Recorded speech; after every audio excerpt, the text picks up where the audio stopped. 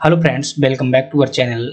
आज जो है हम जीके जीएस की एक ऐसी सीरीज शुरू कर रहे हैं जिसमें मैंने कोशिश की है पूरी तरह से कि 30 दिनों के अंतर्गत जो है पूरा जीके जीएस आपके हाथ में आ जाए। मैं बता देता हूं, इसके अंतर्गत जो मैंने सब्जेक्ट शामिल किए हैं, कुछ क्वेश्चन इतिहास के होंगे, 4-5 प्रश्न प्रतिदिन की सीरीज में बता रहा हूं, और विज्ञान के होंगे। विज्ञान में फिजिक्स, केमिस्ट्री, बायोलॉजी तीनों को शामिल किया हुआ है। कंप्यूटर के होंगे, पर्यावरण के होंगे, राजनीति के होंगे, भूगोल के होंगे, विश्व और भारत दोनों भूगोल शामिल होंगे। तो इस प्रकार से जितना भी जीके जीएस के अंतर्गत है मटेरियल होता है वो सभी जो है 2-2, 3-3 क्वेश्चन शामिल किए हैं, और इतनी डिटेल में उनको करवाऊंगा कि आप जो है एक क्वेश्चन के साथ में आप कितना कंटेंट दूंगा, शायद ही जो है यूट्यूब में इस प्रकार का आपको कंटेंट आज तक मिला होगा। आगे आने वाले की बात नहीं कर रहा हूँ, अभी तक शायद यूट्यूब में कोई ऐसा कंटेंट नहीं देता है, और इतने कम समय में दूंगा कि आप जो है क्लास देखने के बाद ही एहसास कर पाएंगे। तो ध्यानपूर्वक क्लास को देखिएगा और एक या दो क्वेश्चन, 5 क्वेश्चन शुरुआत में देखिएगा। यदि आपको अच्छी लगे तब रुक सकते हैं, अन्यथा यदि अच्छी ना लगे तो कोई दिक्कत नहीं है, आप जो है बहुत अच्छे से पढ़ सकते हैं जहां भी आपको अच्छा लगे। चलिए बात करते हैं। यदि आपको अच्छी लगे अंत में तो लाइक सब्सक्राइब कर दीजिएगा। चलिए देखते हैं। पहला प्रश्न है आपके पास में कि विक्रम संवत प्रारंभ हुआ था। कब प्रारंभ हुआ था फ्रेंड्स? जब भारतीय इतिहास में बात करते हैं, मैंने आपको संवत जो है अलग से भी पढ़ाए हुए हैं, आप वहां पर भी पढ़ सकते हैं। प्राचीन इतिहास में अगर बात करें, चलिए तो विक्रम संवत की अगर बात की जाए, विक्रम संवत, 1 मिनट रुकिएगा, थोड़ा सा पेन मुझे दूसरा सिलेक्ट कर लीजिए, लाल कलर दिखेगा नहीं, ये कलर लगेगा। विक्रम संवत की बात की जाए तो एक विक्रमादित्य राजा हुए हैं, और उनके द्वारा जो है शकों को भारत से भगाया गया, और उज्जैन से जब उन्होंने भगाया उसी याद में जो है संवत चलवाया था। और ये संवत कब चलवाया था? आपका 58 ईसा पूर्व में यह संवत चलवाया था। तो इसका सही जवाब आपका क्या हो जाएगा? ऑप्शन ए जो है इसका सही जवाब हो जाएगा। फ्रेंड्स, अगर बात करें कि भारतीय इतिहास का सबसे प्राचीनतम संवत कौन है, तो ये क्या है आपका सबसे भारतीय इतिहास का प्रथम संवत है, और कब चलवाया गया था? 3102 ईसा पूर्व में संवत चलवाया गया था फ्रेंड्स, जब राजा परीक्षित का क्या हुआ था, जन्म हुआ था, उस टाइम पर चलवाया गया था। अगली बात करें, विक्रम संवत की बात करें तो बात कर चुके हैं 58 ईसा पूर्व में जो है चलवाया गया था, मालवा के राजा विक्रमादित्य के द्वारा चलवाया गया था। मालवा के जो शासक हुआ करते थे जिनका नाम था विक्रमादित्य। अगली अगर बात करें शक संवत कब चलवाया गया था, तो आपको 78 ईस्वी में जो है शक संवत चलवाया गया था, और किसके द्वारा? कुषाणों द्वारा चलवाया गया था, जिस शासक का नाम था कनिष्क के द्वारा चलवाया गया था। गुप्त संवत की बात करें 319 ईस्वी में चलवाया गया था, जो भी शासक हुआ करते थे जिनका नाम था चंद्रगुप्त प्रथम के द्वारा चलवाया गया था। कलचुरी संवत की बात करें दोस्तों, ये 248 ईस्वी में चलवाया गया था, और ये अभीर वंश के राजाओं द्वारा चलवाया गया था। अभीर वंश के राजा हुआ करते थे जिनका नाम था ईश्वर सेन, उनके द्वारा जो है यह चलवाया गया था। बाद में कलचुरियों ने इसका उपयोग किया, इसलिए इसे कलचुरी संवत भी कह देते हैं। हिजरी संवत की बात करें दोस्तों, ये 622 ईस्वी में चला हुआ था, जबकि मक्का से क्या की गई थी, जो मक्का हुआ करता था, मक्का से मदीना की यात्रा की थी पैगंबर मोहम्मद साहब ने, उस समय का ये संवत है। कोल्लम संवत मोस्ट इंपोर्टेंट पूछा गया है कई बार। यह आपका 825 ईस्वी में जो है ये आपके जो शासक हुआ करते थे जिनका नाम था भाई विक्रमादित्य चतुर्थ नाम के एक शासक हुआ करते थे, लेकिन कहां पर ही चलता था? आपका मालाबार क्षेत्र में चलता था। मालाबार क्षेत्र में चलता था, मालाबार क्षेत्र में विक्रम में चतुर्थ नाम के शासक हुए थे, उन्होंने यह जो है आपका ये चलवाया था। चलिए, तो ये है भारतीय इतिहास के पूरे संवत। इससे बाहर जो संवत से आपका कोई भी प्रश्न नहीं आएगा, इस बात की गारंटी है। तो चलिए अगली बात करते हैं। अगला है कि प्रथम यूनानी इतिहासकार कौन था? तो दोस्तों बात करें, हेरोडोटस जो है प्रथम यूनानी इतिहासकार है, और इन्हें इतिहास का पिता भी कहा जाता है। चलिए बात करते हैं फैक्टों की। प्रथम विदेशी आक्रमण दोस्तों कौन हुआ था भारत में? जो प्रथम विदेशी आक्रमण हुआ तो ईरानी था। कब हुआ था? 516 ईस्वी ईसा पूर्व में हुआ था। किसके द्वारा किया गया था? दारा प्रथम के द्वारा जो है प्रथम सफल आक्रमण किया गया था। हालांकि असफल आक्रमण जो है वो इसके पहले जो है हो चुका था, खामनी वंश के राजा थे। प्रथम यूनानी आक्रमण की बात करें तो ये कब हुआ था? 326 ईसा पूर्व में हुआ था, और किसके द्वारा किया गया था फ्रेंड्स? है सिकंदर के द्वारा किया गया था। प्रथम मुस्लिम आक्रमण फ्रेंड्स है 712 ईस्वी में हुआ था, 712 ईस्वी में। और कौन सा आक्रमण था? यह अरबी आक्रमण था, जो मोहम्मद बिन कासिम हुआ करता था, उनके द्वारा यह आक्रमण किया गया था। सिंध के राजा दाहिर सेन हुआ करते थे। संस्कृत का प्रथम अभिलेख कौन सा है? तो जो जूनागढ़ अभिलेख है वो आपका संस्कृत का प्रथम अभिलेख है, गुजरात में स्थित है। भूमिदान का प्रथम प्रमाण कहाँ से मिलता है, यानी कि अभिलेख पूछा गया किस अभिलेख से प्राप्त होता है, तो दोस्तों यह रानी नागनिका का अभिलेख है। किसका है, रानी जो नागनिका हुआ करती थी उस अभिलेख का नाम है नाना घाट अभिलेख, उन्हीं का अभिलेख है रानी नागनिका, सातवाहन वंश से संबंधित है। सती प्रथा का प्रथम प्रमाण किस अभिलेख से प्राप्त होता है, एरण अभिलेख से प्राप्त होता है। ये मध्य प्रदेश के सागर जिले में पाया गया था। 510 ईसा पूर्व ईस्वी का यह अभिलेख है। अगले प्रश्न की बात करते हैं फ्रेंड्स से, और अगला प्रश्न है किस ग्रंथ के उल्लेख के आधार पर यह माना जाता है कि मलेच्छों के अत्याचार से त्रस्त होकर महर्षि वशिष्ठ ने अत्याचारों के विनाश हेतु आबू पर्वत पर एक यज्ञ किया एवं यज्ञ के अग्नि कुंड से 4 राजपूत कुल परमार, चालुक्य, सोलंकी, प्रतिहार एवं चौहानों का जन्म हुआ। तो ये बात दोस्तों कौन कहता है, ये कहता है पृथ्वीराज रासो ग्रंथ कहता है। और पृथ्वीराज रासो की रचना किसने की हुई थी, जो पृथ्वीराज के दरबारी कब हुआ करते थे, जिनका नाम था चंद बरदाई हुआ करते थे। क्या नाम था, चंद बरदाई जो उन कवि का नाम था। अगली बात करते हैं इसमें कुछ फैक्टों की। परिणी की बात करें दोस्तों, इनकी पुस्तक का नाम है अष्टाध्यायी। अष्टाध्यायी किसकी पुस्तक है, आपसे कई बार परीक्षाओं में पूछ जाती है, तो परिणी की है। और यह जो है आपका किससे संबंधित ग्रंथ है, व्याकरण से संबंधित ग्रंथ है। विष्णु शर्मा की पुस्तक भी आपसे कई बार पूछी जाती है, तो इनकी पुस्तक का नाम क्या है दोस्तों, पंचतंत्र जो है विष्णु शर्मा की पुस्तक है। वाणभट्ट जो है, वाणभट्ट हर्षवर्धन के दरबारी कवि हुआ करते थे, और इनकी पुस्तक का नाम है हर्षचरित। क्या नाम है, हर्षचरित। और कादम्बरी भी इनकी एक पुस्तक है। कालिदास की दोस्तों कई पुस्तकें हैं, जिनमें से जो इंपॉर्टेंट पुस्तक है उसका नाम है अभिज्ञान शकुंतलम। अभिज्ञान शकुंतलम किसकी पुस्तक है, कालिदास की है। मेघदूतम भी इन्हीं की है। ऋतु संहारम भी किसकी है, ऋतु संहारम भी कालिदास जी की पुस्तक है। कौटिल्य की बात करें, कौटिल्य की पुस्तक का नाम है फ्रेंड्स अर्थशास्त्र जो है कौटिल्य की पुस्तक है। शूद्रक की पुस्तक का नाम है दोस्तों मृच्छकटिकम। मृच्छकटिकम किसकी पुस्तक है, शूद्रक की पुस्तक है। विशाखा दत्त की पुस्तक है दोस्तों मुद्रा राक्षस। मुद्रा राक्षस। चलिए अगले प्रश्न की बात करते हैं, और अगला प्रश्न है कि वर्ष 1798 ईस्वी में लॉर्ड, थोड़ा सा यहाँ मिस्टेक है, लॉर्ड बेलेजली द्वारा प्रस्तावित सहायक संधि को स्वीकार करने वाला सबसे पहला शासक कौन था। तो दोस्तों जो बेलेजली ने कौन सी संधि लाई थी, सहायक संधि। तो पहला प्रश्न आपका यह है कि सहायक संधि किसके द्वारा लाई गई थी, बेलेजली के द्वारा। कब लाई गई थी, 1798 में लाई गई थी। इसी तरीके से आपको लिंक करके पढ़ना है, सिर्फ प्रश्न को प्रश्न की तरह नहीं बल्कि एक अन्य फैक्ट के रूप में भी देख सकते हैं। तो ये स्वीकार करने वाला, सहायक संधि स्वीकार करने वाला पहला शासक कौन था दोस्तों, हैदराबाद था, याद रखिएगा। और यदि बात की जाए सहायक संधि स्वीकार करने वाला पहला जो है, सहायक संधि की बात करें किसके द्वारा लाई गई थी, बेलेजली के द्वारा लाई गई थी। बेलेजली के द्वारा। और कब लाई गई थी, 1798 में लाई गई थी। अगली बात करें हड़प नीति किसकी है, फ्रेंड्स जो है हड़प नीति है ये आपके डलहौजी साहब के द्वारा लाई गई थी, जो डलहौजी हुआ करता था।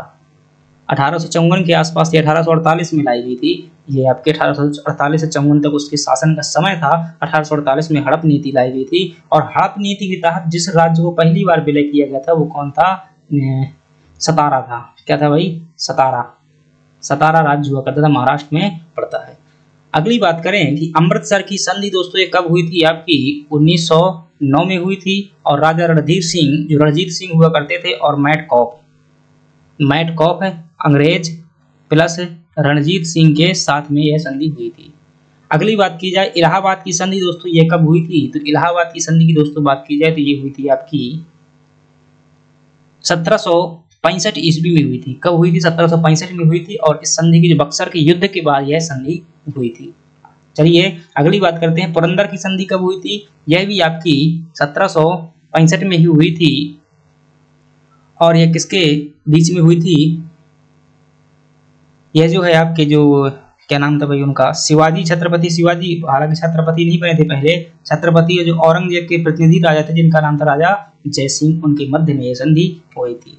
चलिए अगली बात करते हैं भारत का प्रथम गवर्नर जनरल वाइसराय कौन था। दोस्तों जो अंतिम गवर्नर जनरल था वही क्या था, प्रथम वाइसराय था। और वो कौन था, आपका लॉर्ड कैनिंग हुआ करता था। फ्रेंड्स अगर बात करें बंगाल का प्रथम गवर्नर कौन था, तो आपका जवाब क्या होना चाहिए कि क्लाइव जो है बंगाल का प्रथम गवर्नर था। आपसे पूछिए बंगाल का प्रथम गवर्नर जनरल कौन था, तो दोस्तों वारेन हेस्टिंग जो है बंगाल का प्रथम गवर्नर जनरल थे। 1773 के अधिनियम के द्वारा इसका नाम बदल दिया गया था। भारत का प्रथम गवर्नर जनरल, जी का मतलब क्या है, गवर्नर जनरल, ये कौन था दोस्तों, भारत का प्रथम गवर्नर जनरल था आपका विलियम बेंटिक था। कौन था?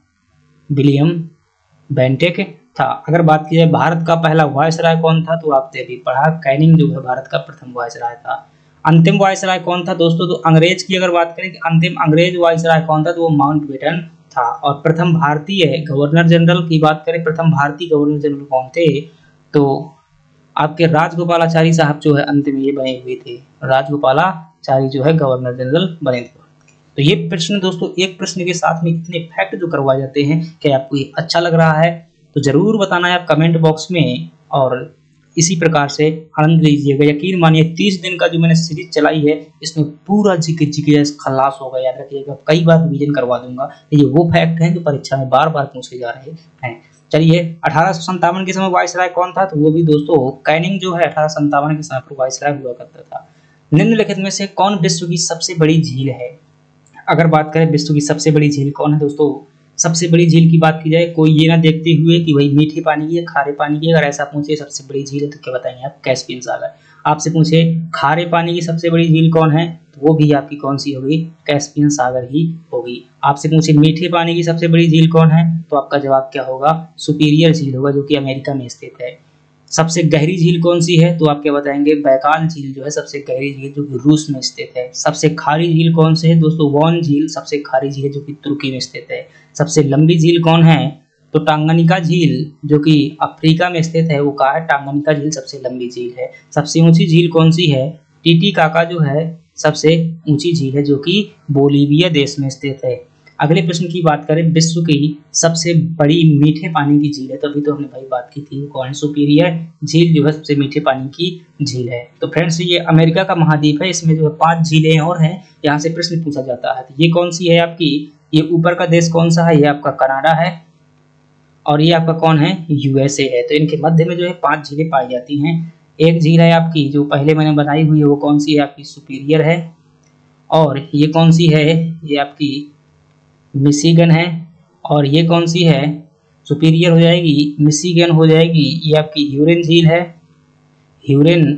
और ये वाली कौन सी झील है? ये है आपकी इरी झील, और ये है आपकी ओंटारियो झील। अंतिम झील बस जो है केवल अमेरिका में स्थित है, बाकी 4 झीलें जो है आपकी सीमा पर स्थित हैं। कनाडा में दोस्तों कुछ झीलें स्थित हैं, ये है आपकी ग्रेट बियर बीएसए। तो ग्रेट बियर झील आपसे पूछे कहाँ पर है? कनाडा में है। ग्रेट स्लैब झील पूछे आप कहाँ पर है? ग्रेट स्लैब, वो भी कनाडा में है। अथावस्का झील पूछे कहाँ पर है, तो आप क्या बताएंगे? ये भी आपकी कनाडा में स्थित है। तो ये झीलें दोस्तों अमेरिका और कनाडा की हैं। चलिए बात करते हैं अगली। म्यांमार डॉट डॉट में अवस्थित है दोस्तों। म्यांमार किस में अवस्थित है, तो आप क्या बताएंगे? ये जो दक्षिण पूर्व एशिया में अवस्थित है। आपने आसियान नाम का एक संगठन पढ़ा होगा, आसियान, उसी में आपको नाम मिल जाएगा एसोसिएशन ऑफ साउथ ईस्ट, यानी कि साउथ मतलब दक्षिण, ईस्ट मतलब पूर्व। तो यहीं से आपका प्रश्न पूछा हुआ है। दक्षिण पूर्व एशिया में स्थित है म्यांमार। म्यांमार की राजधानी की बात करें दोस्तों, क्या है? म्यांमार की राजधानी जो है आपकी, क्या है राजधानी जो है इसकी? रंगून है आई थिंक। चलिए, इतना खतरनाक फैक्ट भूल जाता है कभी कभी, फास्ट याद नहीं आता है। रंगून मैंने लिख दिया, आप चेक करिएगा। हिमालय है, हिमालय का जो विस्तार दोस्तों म्यांमार में क्या कहलाता है, तो आप क्या बताएंगे?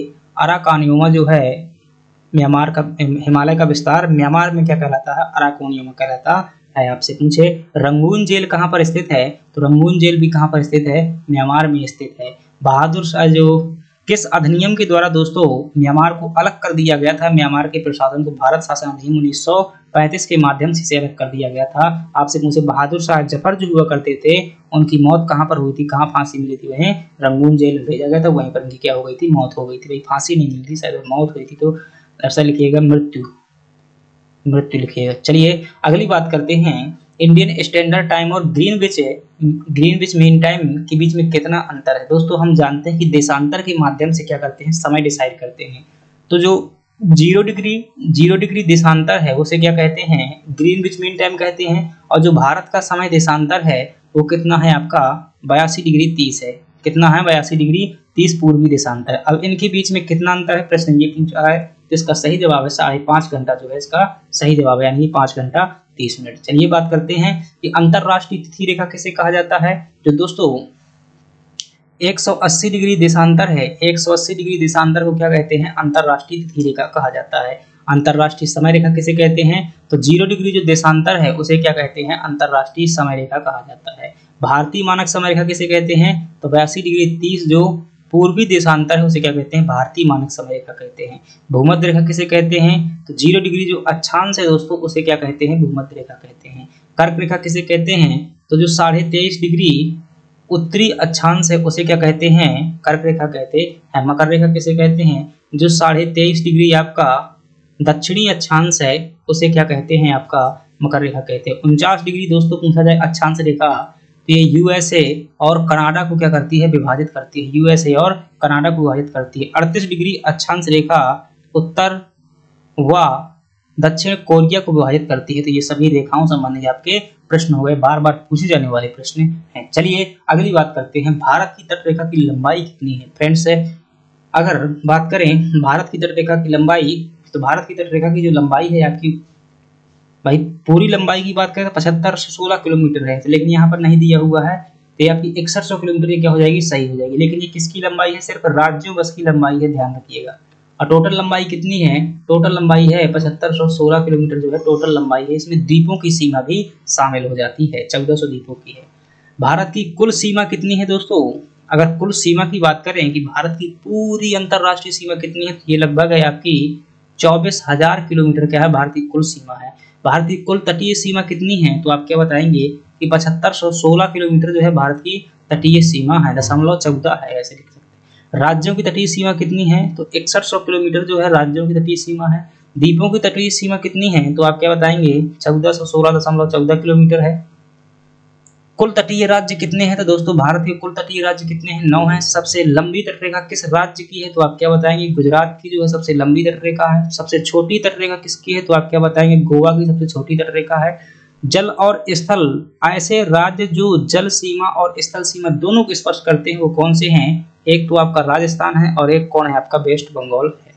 फ्रेंड्स कई लोग सोचते होंगे कि काफी फास्ट करा रहा है, समझ में नहीं आ रहा है। तो दोस्तों ये रिवीजन क्लास है, 1 महीने में इतने कोई जो है सब्जेक्ट रिवाइंड नहीं करवा सकता है। ये वो फैक्ट है जो सीधी परीक्षा में पूछे जाते हैं। तो आप क्या कीजिएगा, थोड़ा सा जो है ध्यानपूर्वक देखिएगा, निश्चित रूप से आपको समझ में आएंगे। यदि मैं क्लास को ऐसे नहीं करवाऊंगा तो बहुत लंबी क्लास हो जाएगी। चलिए अगली बात करते हैं कि भारत में कितने राज्य समुद्र तट रेखा में हैं। तो अभी तो हमने भाई बात की हुई है, कितने राज्य हैं? 9 राज्य जो है भारत में कुल जो है समुद्र तट रेखा में हैं। बात करें भारत के सीमावर्ती देश कौन कौन से, दोस्तों बता दीजिएगा कि भारत के सीमावर्ती देश तो आप जानते हैं। सबसे पहले नंबर पर कौन है? आपका बांग्लादेश है, फिर कौन है? चीन है, फिर कौन है? पाकिस्तान है, फिर कौन है? नेपाल है, फिर कौन है? म्यांमार है, फिर कौन है? आपका भूटान है, फिर कौन है? अफगानिस्तान है। आपसे पूछे सबसे लंबी सीमा किसके साथ में लगती है भारत की, तो आप क्या बताएंगे? बांग्लादेश के मध्य में। फिर पूछे सबसे छोटी सीमा किसके मध्य में लगती है, तो अफगानिस्तान के मध्य में। चीन के मध्य सीमा रेखा को क्या कहा जाता है, तो आप क्या कहेंगे? मैकमोहन रेखा। तो ये फैक्ट जो है बार बार रिवाइंड होंगे, ये बात समझिएगा कि जैसे जैसे प्रश्न आएंगे ये फैक्ट बार बार आएंगे, तो एक बार जो है ध्यानपूर्वक देखिएगा। पाकिस्तान के मध्य सीमा रेखा क्या कहलाती है? आपकी रेड क्लिफ रेखा जो है भारत पाकिस्तान के मध्य की सीमा रेखा कहलाती है। और जो बांग्लादेश है इसके मध्य में जो है शून्य रेखा पाई जाती है। तो इस प्रकार से आपको ध्यान रखना है। चलिए आगे बात करते हैं। अगला प्रश्न है राजनीति के प्रश्न है कि वह कौन सा अधिनियम था। फ्रेंड्स इस प्रश्न में जो है पूरे के पूरे अधिनियम संबंधित बातें कर लेंगे। वह कौन सा अधिनियम था जिसने भारत में सत्ता ब्रिटिश ईस्ट इंडिया कंपनी से ब्रिटिश क्राउन में स्थानांतरित कर दी थी। तो वो अधिनियम दोस्तों कौन सा था? 1858 का अधिनियम है। बातों को समझिएगा। 1857 की क्रांति होती है, यहाँ पर क्या हो जाता है? ईस्ट इंडिया कंपनी का शासन खत्म हो जाता है और सीधे जो है क्राउन यानी कि जो ब्रिटिश का महाराज महारानी होता है वो शासन करने लगता है। तो वो कौन सा अधिनियम है? आपका 1858 का अधिनियम है। चलिए बात करते हैं। आपसे पूछे कि पहली बार सर्वोच्च न्यायालय किस अधिनियम में स्थापित किया गया था, तो आप क्या बताएंगे कि जो 1773 का जो अधिनियम आया था जिसका नाम था रेगुलेटिंग एक्ट, उसके द्वारा क्या किया गया था? प्रथम बार जो है सर्वोच्च न्यायालय की स्थापना की गई थी। और कहाँ पर की गई थी? उस समय पर कलकत्ता कहा जाता था, वहां पर की गई थी। अगली बात करें शिक्षा हेतु 1 लाख रुपए की व्यवस्था किस अधिनियम में थी, तो आप क्या कहेंगे कि जो 1813 का अधिनियम था उसमें 1813 के एक्ट में थी। कंपनी की शासन का अंत किसके द्वारा किया गया था? दोस्तों 1833 के अधिनियम के द्वारा किया गया था। केवल चाय प्लस चीन के साथ में व्यापार करने को बस बचा हुआ था, बाकी कंपनी का शासन अंत हो गया है। अब पूरा का पूरा कब अंत हो गया? 1858 के अधिनियम के द्वारा। भारत सचिव का पद किस अधिनियम के द्वारा बनाया गया? तो आप क्या कहेंगे 1858 का जो अधिनियम हुआ था उसके द्वारा बनाया गया था।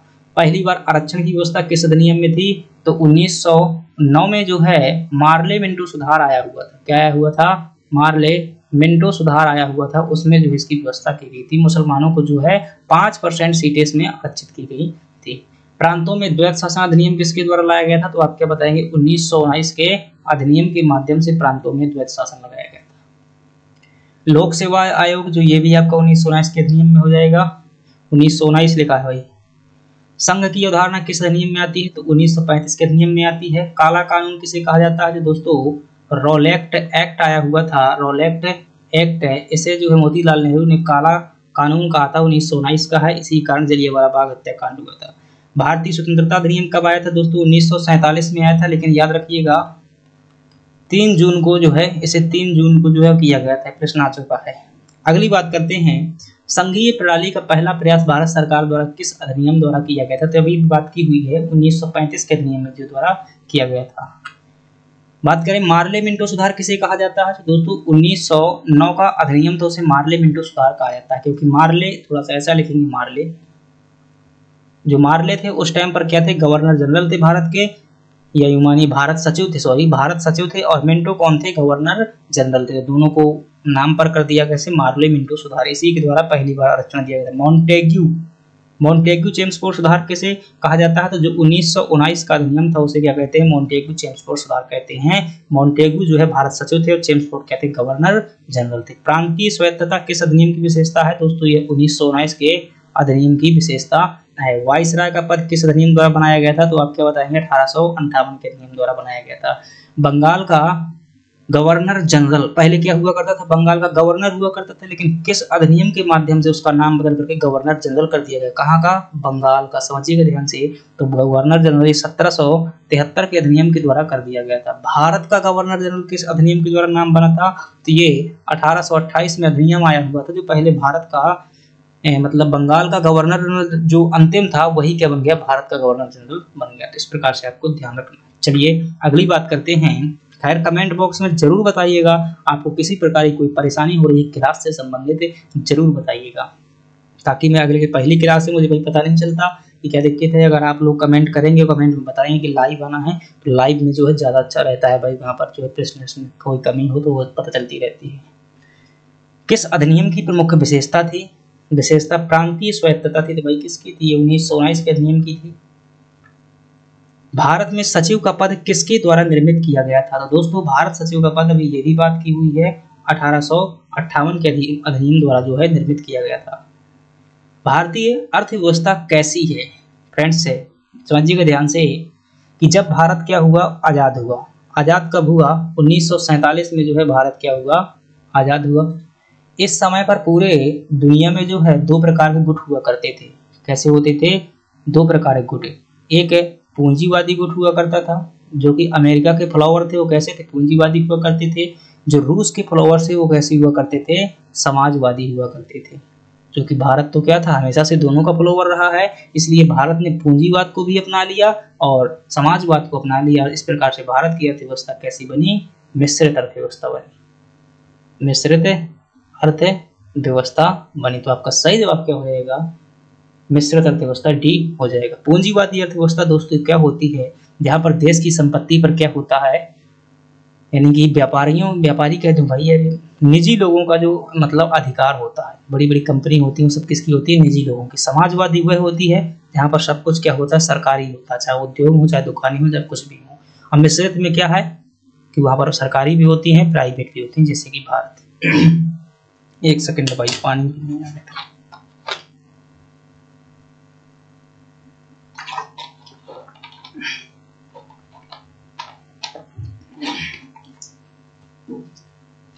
चलिए अगला प्रश्न देखते हैं। और अगला प्रश्न है कि वृक्ष संवर्धन, जीव विज्ञान का प्रश्न है ये कि वृक्ष संवर्धन किसका अध्ययन है? तो दोस्तों वृक्ष संवर्धन बात करें पादप जीवन का विज्ञान, तो इसे क्या कहते हैं दोस्तों? बॉटनी कहते हैं, यानी कि वनस्पति विज्ञान, इसे बॉटनी कहा जाता है। बॉटनी। बागवानी ये अलग होता है। फसल उगाने की कला, ये भी दोस्तों कृषि कहलाती है। फसल उगाने की कला, किसका सही जवाब क्या हो जाएगा? वृक्ष एवं वनस्पतियों की खेती करना क्या कहलाता है? वृक्ष संवर्धन कहलाता है। बात करें दोस्तों फलों की खेती क्या कहलाती है, तो आपका जवाब क्या होना चाहिए कि फलों की जो खेती है उसे क्या कहा जाता है, पोमोलॉजी कहा जाता है। आपसे पूछे फूलों की खेती क्या कहलाती है, तो आप क्या बताएंगे, फ्लोरिकल्चर जो है फूलों की खेती कहलाती है। आपसे पूछे कोशिका का अध्ययन किसके अंतर्गत किया जाता है, तो आप क्या कहेंगे कि जो साइटोलॉजी होती है, साइटोलॉजी, उसके अंतर्गत कोशिका का अध्ययन किया जाता है। आपसे पूछे कि ऊतक का अध्ययन किसके अंतर्गत किया जाता है, तो आप क्या कहेंगे कि हिस्टोलॉजी जीव विज्ञान की एक शाखा जिसमें ऊतकों का अध्ययन किया जाता है।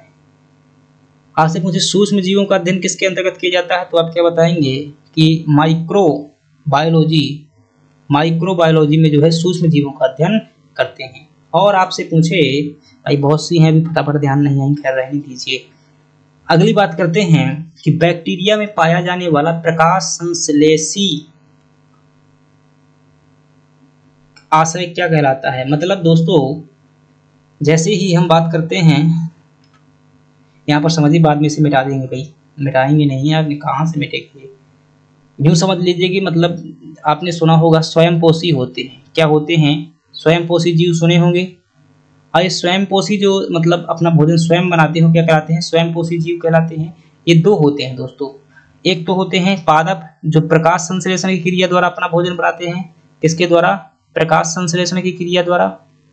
और एक होते हैं सूक्ष्म जीव जिसे ब्लू एंड ग्रीन एल्गी होते हैं, यानी कि बैक्टीरिया जो होते हैं, कुछ बैक्टीरिया होते हैं, और वो जो है दोस्तों उनमें विभिन्न प्रकार के रंग पाए जाते हैं, उनके माध्यम से भोजन बनाते हैं। और इसे क्या कहते हैं, कीमोसिंथेसिस कहा जाता है। क्या कहा जाता है, कीमोसिंथेसिस, मतलब रसायन संश्लेषी, कीमो मतलब रसायन होता है, तो रसायन संश्लेषी रासायनिक क्रियाओं के माध्यम से अपना भोजन बनाते हैं। तो वही कहता है कि प्रकाश संश्लेषक जैसे कौन सा पदार्थ होता है, तो यहाँ पर दोस्तों वर्ण का मतलब होता है, वर्णक का मतलब कलर ही होता है, तो वर्ण की लवक यहाँ पर पाए जाते हैं। जैसे पौधों में तो क्या पाया जाता है, हरित लवक पाया जाता है, लेकिन बैक्टीरिया में क्या पाया जाता है, वर्णकीय लवक पाया जाता है। तो ये बातें किसके बारे में है, बैक्टीरिया में, मतलब जो वो अपने स्वयं भोजन बनाता है उसमें कौन सा ऐसा कारक होता है जिसके कारण वो बना लेता है। जैसे पौधों में तो हरित लवक होता है, लेकिन यहाँ पर क्या होता है, तो आप क्या बताएंगे, वर्णकीय लवक होता है, पिगमेंट वर्णक, पिगमेंट प्लास्टिड।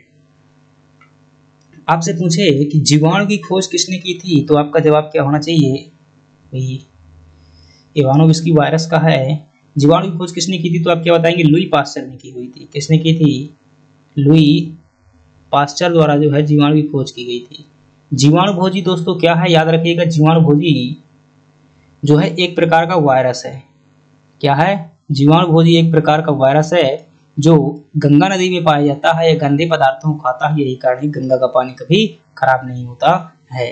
कोशिका भित्ति दोस्तों, जीवाणु की कोशिका भित्ति किसकी बनी होती, कई बार बहुत इंपॉर्टेंट है, तो आप क्या बताएंगे, पेप्टिडोग्लाइकिन की जो है, ग्लाइकिन की जीवाणु की कोशिका भित्ति बनी होती है, पेप्टिडोग्लाइकिन की।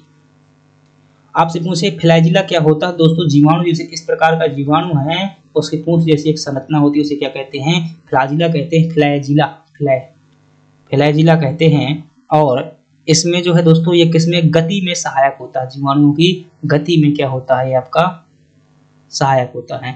राइजोबियम दोस्तों क्या है, ये जो है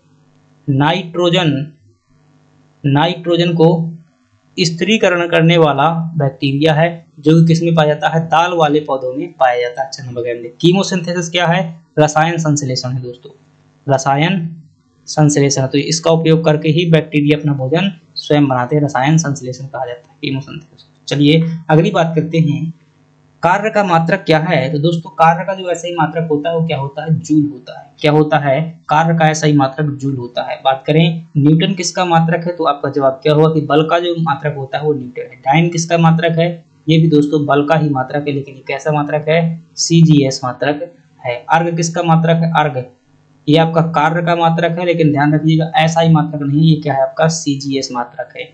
प्रकाश वर्ष किसका मात्रक होता है, ये दूरी का मात्रक होता है। केल्विन किसका मात्रक होता है, ये आपका ताप का मात्रक होता है। डेसिबल दोस्तों ध्वनि की तीव्रता का मापन किया जाता है, डेसिबल के माध्यम से ध्वनि की तीव्रता।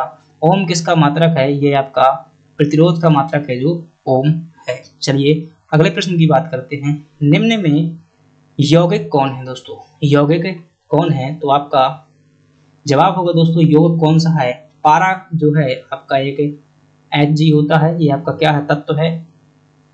ओजोन क्या है, O3 होता है, ये भी आपका क्या है, तत्व है एक प्रकार का।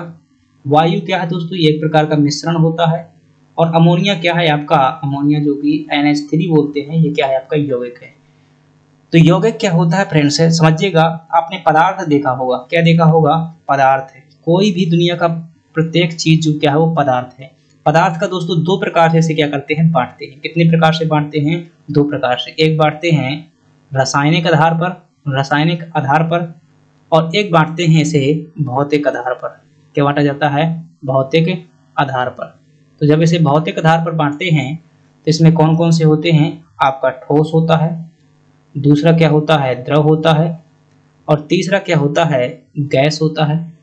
एक जो आपसे पूछे प्लाज्मा, प्लाज्मा भी होता है। ये कई बार पूछ लेता है कि पदार्थ की चौथी अवस्था क्या कहलाती है, तो आप क्या बताएंगे, प्लाज्मा कहलाएंगे।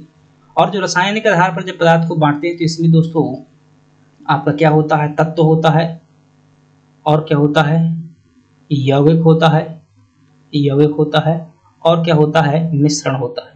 क्या होता है, मिश्रण। तत्व क्या है फ्रेंड्स, तत्व वह है जो केवल एक प्रकार के परमाणुओं से मिलकर बना होता है। जैसे कि ओजोन, देखें आप, केवल ऑक्सीजन परमाणु बस है इसमें। तो जो एक ही प्रकार के परमाणुओं से मिलकर बना होता है वो क्या कहलाता है, तत्व कहलाता है। और ये जो पदार्थ का क्या होता है, शुद्ध पदार्थ होता है, मतलब शुद्ध तत्व होता है। यौगिक की बात करें, जो मतलब एक से अधिक तत्वों से मिलकर बनता है, लेकिन कैसे, निश्चित अनुपात में। निश्चित अनुपात में मिलकर के बनते हैं, जैसे कि NH3। अमोनिया एक अणु है, 3 क्या है, हाइड्रोजन है। अमोनिया हमेशा ही इतने पर ही रहता है। मिश्रण किसी भी मात्रा में 2 या 2 से अधिक पदार्थों का मिल जाना क्या कहलाता है, मिश्रण कहलाता है। ये हमने क्या देखा फ्रेंड्स, पदार्थ का वर्गीकरण देखा, भौतिक आधार पर देखा और रासायनिक आधार पर देखा। प्लाज्मा आपसे पूछा जाता है कि चौथी अवस्था क्या कहलाती है, ध्यान रखिएगा। और ये आपने इन परिभाषाएं बताई। चलिए आगे बात करते हैं। CPU का प्रमुख कार्य क्या है फ्रेंड्स, से बड़े ध्यान समझिएगा, मान के चलिएगा भाई, सिंपल से मैं समझा रहा हूँ, थोड़ा सा बेसिक चीजें। ये आपका क्या है, कंप्यूटर है। ये क्या है भाई, आपका कंप्यूटर है। ये जो इस प्रकार से आपका कीबोर्ड लगा हुआ है, क्या लगा हुआ है, कीबोर्ड लगा हुआ। तो इस कंप्यूटर में जो है आप क्या देंगे, यहाँ से क्या देंगे, इनपुट देंगे। इनपुट मतलब डाटा, अंदर क्या करेंगे, इनपुट करेंगे।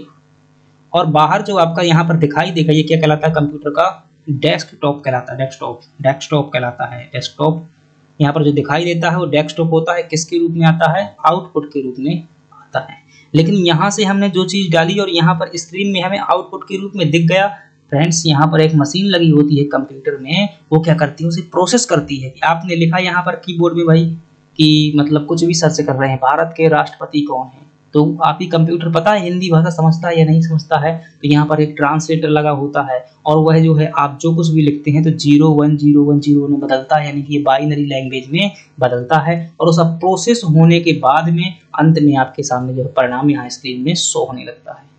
ये कौन करता है प्रोसेस, दोस्तों ये प्रोसेस करने का जो कार्य होता है वो किसका होता है, CPU का होता है। इसका नाम ये सेंट्रल प्रोसेसिंग यूनिट, पूरा नाम क्या है, सेंट्रल प्रोसेसिंग यूनिट है। इसके 2 भाग होते हैं, एक होता है अर्थमेटिक लॉजिकल यूनिट, ALU होता है, अर्थमेटिक लॉजिकल यूनिट। और एक भाग होता है इसका CU यानी कंट्रोल यूनिट। 2 भाग होते हैं। तो इसका आई होप आपको समझ में आ गया क्या कार्य करेगा ये, प्रोग्राम अनुदेशों पर अमल करना। भाई ये अमल तो ठीक है, देखते हैं अभी। डाटा भावी प्रयोग, स्टोर करना। स्टोर करना दोस्तों ये किसका कार्य होता है, ये मेमोरी का कार्य होता है स्टोर करने का। डाटा और जानकारी को प्रोसेस करना, ये बात तो सही हुई। तो इसमें जो है डाटा और जानकारी को क्या करता है, प्रोसेस करता है, ये बात सही है। प्रोग्रामों अनुदेशों पर भी अमल करता है CPU, ये भी बात है कि मतलब कौन सी बात कहाँ जाएगी, कैसे प्रोसेस हो, कैसे ट्रांसलेटर हो, ये सब दोनों कार्य सही है इसके। तो A और C जो है इसका सही हो जाएगा, यानी कि D ऑप्शन इसका सही है। चलिए अगली बात करते हैं।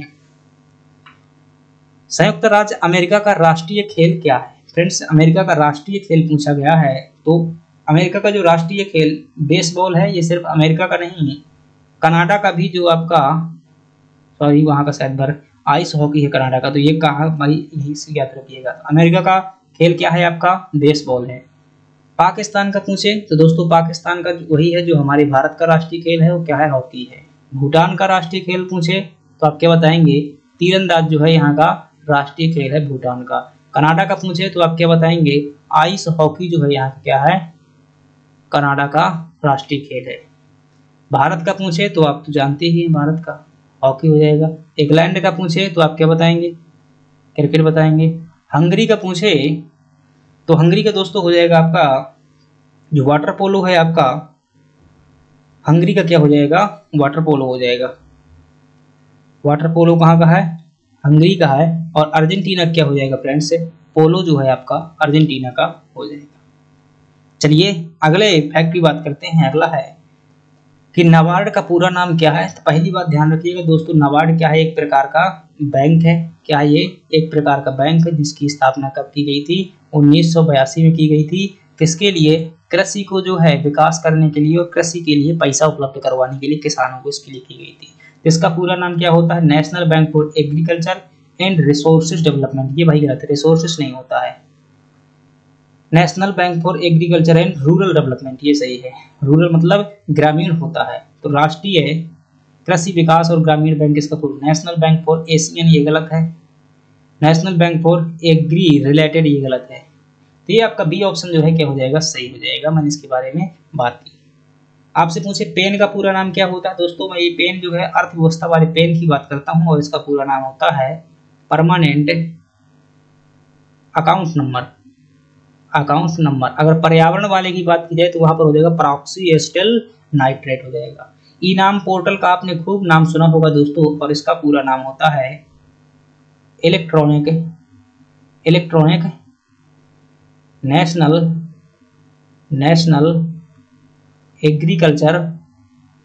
एग्रीकल्चर मार्केट, मतलब कि डिजिटल मंडी जो व्यवस्था आई थी इसी पोर्टल के द्वारा आई थी। सिडबी का पूरा नाम क्या होता है?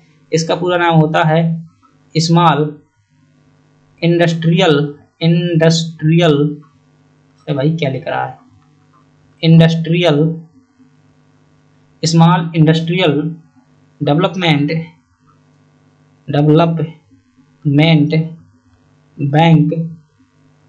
Of India. ये सिडबी का पूरा नाम होता है दोस्तों। यहाँ पर बी का मतलब इस प्रकार से आएगा, small industrial development bank of India. इसकी स्थापना जो है 1990 में की गई थी और ये आपका कहाँ स्थित है? लखनऊ में स्थित है। इरडा की पूरे नाम की बात करें दोस्तों, इरडा एक प्रकार की बीमा कंपनी है और इसका पूरा नाम होता है, जगह नहीं है यहाँ पर, वो बार बार ये हो रहा है, ठीक है, आप लिखिएगा insurance regulatory development authority of India. क्या होता है? Insurance regulatory development authority of India. बीमा कंपनी है, बीमा और विनियामक प्राधिकरण है। अगले प्रश्न की बात करते हैं और अगला प्रश्न है आपके पास में कि अंतरराष्ट्रीय ओजोन दिवस कब मनाया जाता है? तो आपका इसका जवाब क्या होगा? अंतरराष्ट्रीय ओजोन दिवस दोस्तों कब मनाया जाता है? तो आप क्या बताएंगे? 16 सितंबर को जो है अंतरराष्ट्रीय ओजोन दिवस मनाया जाता है। आपसे पूछे पर्यावरण दिवस कब मनाया जाता है? तो आप पूछे पर्यावरण दिवस कब मनाया जाता है तो आप क्या बताएंगे? 5 जून को जो है पर्यावरण दिवस मनाया जाता है। 22 मार्च को कौन सा दिवस मनाया जाता है दोस्तों? जल दिवस जो है, विश्व जल दिवस 22 जून को। 22 मई को जो है आपका जैव विविधता दिवस मनाया जाता है। कौन सा दिवस है? जैव विविधता दिवस मनाया जाता है। 23 अप्रैल को जो है पृथ्वी दिवस जो है विश्व पृथ्वी दिवस मनाया जाता है। 29 जुलाई को दोस्तों बाघ दिवस मनाया जाता है, राष्ट्रीय बाघ दिवस, अंतरराष्ट्रीय नहीं है, राष्ट्रीय बाघ दिवस। 12 अगस्त को राष्ट्रीय हाथी दिवस मनाया जाता है, हाथी दिवस मनाया जाता है। तो ये प्रश्न किसके हैं? दिवस संबंधी, पर्यावरण संबंधी दिवस हमने इसमें देखे। अगली बात करें, निम्न में से कौन ओजोन परत के संरक्षण से संबंधित है? दोस्तों तो मॉन्ट्रियल प्रोटोकॉल आपका किससे संबंधित है? ओजोन परत के संरक्षण से संबंधित है। तो यहाँ पर ध्यान रखिएगा थोड़ा सा कि 16 सितंबर 1987 को 16 सितंबर 1987 को मॉन्ट्रियल नामक स्थान पर क्या होता है दोस्तों? मॉन्ट्रियल नामक स्थान पर एक सम्मेलन होता है, जिसे क्या कहा जाता है? मॉन्ट्रियल प्रोटोकॉल कहा जाता है। यहाँ पर एक मतलब समझौता होता है और ये स्थान कहाँ पर पड़ता है? मॉन्ट्रियल स्थान आपका कनाडा में पड़ता है। और इसमें दोस्तों फैसला किया जाता है कि जो ओजोन परत को नुकसान पहुंचाने वाले पदार्थ हैं, विशेष तौर से क्लोरोफ्लोरोकार्बन, इस पर क्या किया जाए? कंट्रोल किया जाए। क्योंकि ये 16 सितंबर को हुआ था, इसलिए 16 सितंबर को ओजोन दिवस मनाया जाता है। क्योटो प्रोटोकॉल दोस्तों आपका ये 1997 में हुआ था। क्योटो शहर आपका जापान में पड़ता है और ये किससे संबंधित है? आपका जलवायु परिवर्तन से संबंधित है। किससे संबंधित है? जलवायु परिवर्तन से संबंधित है। नागोया प्रोटोकॉल दोस्तों 2000 के आसपास हुआ था, ये जापान में, और ये जैव विविधता से संबंधित है। किससे संबंधित है? जैव विविधता से। स्टॉकहोम सम्मेलन दोस्तों 5 जून 1972 को हुआ था और ये किस देश में हुआ था? ध्यान रखिएगा, स्वीडन देश में स्टॉकहोम पड़ता है। और ये जो क्या है, पर्यावरण की दिशा में प्रथम सम्मेलन था, दुनिया में पूरी इसके पहले सम्मेलन नहीं हुआ था। इंदिरा गांधी जी ने इसका में भाग लिया था। तो फ्रेंड्स ये क्या थे, हमारे 25 क्वेश्चन थे। आपको क्वेश्चन कैसे लगे? अगर आपको पसंद आई है क्लास तो प्लीज़ लाइक और सब्सक्राइब करिएगा, हमें सपोर्ट करिएगा। दोस्तों इतनी मेहनत के बाद जो है कंटेंट बनाया जाता है, अधिकतम लोग इससे लाभ होना चाहिए। चलिए धन्यवाद।